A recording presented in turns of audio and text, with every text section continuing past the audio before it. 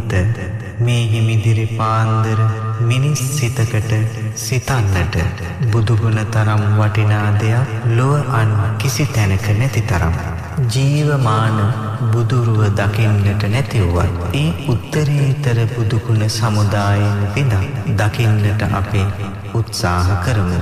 මහා කාරුණික වූද දේවාති දේව වූද බ්‍රහ්මාති බ්‍රහ්ම වූද තුන් ලෝකාග්‍ර භාග්‍යවත් බුදුරජාණන් වහන්සේ ඔබ දෙනෙත් අභියස විද්‍යමාන වේවා. අනන්ත බුදුගුණ බෙලෙන් ඔබට සෙත් වේවා. මාගේ ස්වාමී